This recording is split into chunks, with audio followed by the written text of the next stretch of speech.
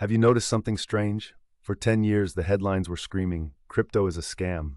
Crypto is for criminals. We need to ban it. And then, silence. Suddenly, BlackRock has an ETF. Suddenly, politicians are speaking at Bitcoin conferences. Suddenly, the Treasury Department is talking about innovation. Why the change of heart? Did they finally see the light? No, the smart money knows better. They didn't fall in love with technology. They fell in fear of bankruptcy.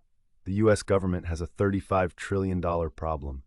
It needs to borrow money every single day to keep the lights on. But the old buyers, China, Japan, the Saudis, are leaving the table. The US needs a new buyer, a new whale. And they found one. It was hiding in plain sight. It's called stablecoins. They aren't planning to ban crypto anymore. They are planning to use it to bail out the bond market. In this episode, we are investigating the crypto reset, the 180-degree turn that explains why the government is about to become the biggest promoter of digital dollars in history. To understand the solution, we must first look at the crisis. It's called the debt doom loop. The U.S. national debt is $35 trillion. Interest payments alone are $1.2 trillion a year, more than we spend on the military. To pay this, the Treasury has to sell more bonds. But who buys them? Historically, it was foreign nations, China, Japan.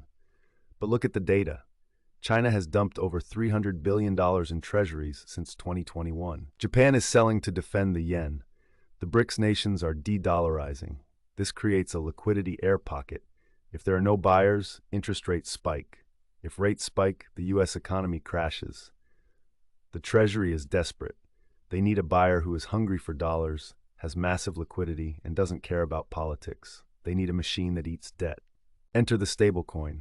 Tether, USDT, circa USDC. To you, it's just a digital token you use to trade Bitcoin. But to the US Treasury, it is a miracle.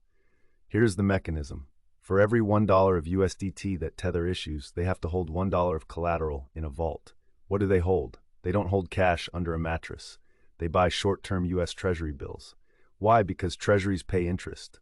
Currently, stablecoin issuers hold over $150 billion in US Treasuries. That puts them ahead of Germany, ahead of South Korea.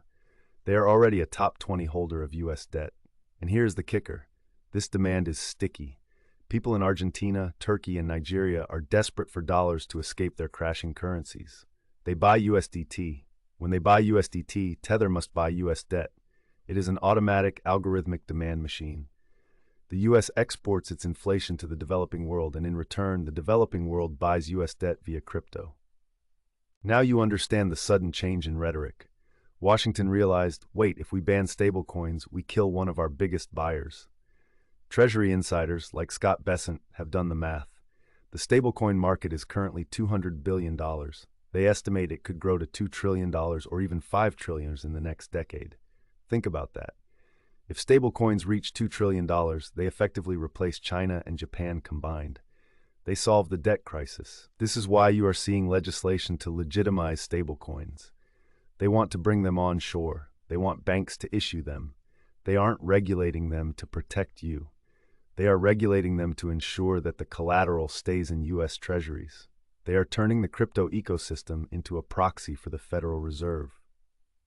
So what does this mean for the smart money investor? We have to distinguish between the two types of crypto. 1. The system, stablecoins. Stablecoins are just digital fiat. They are part of the debt cage. They will be encouraged, regulated, and integrated. They are the new Eurodollar. If you hold USDT, you are helping fund the US government. 2. The exit, Bitcoin. Bitcoin is the only asset that stands outside this loop. It does not require US debt to exist. It has no counterparty. The government will love stablecoins, but they will still fear Bitcoin. However, they can't kill Bitcoin without killing the rails that stablecoins run on. Bitcoin survives as a stowaway on the ship that stablecoins built. The strategy: don't be fooled by the crypto-friendly politicians. They are dollar-friendly. Use stablecoins for liquidity, but do not confuse them with savings. They are still subject to inflation. They are still fiat. The true safe haven is the asset they can't print. The irony is perfect. The technology created to destroy the central banks is being used to save them.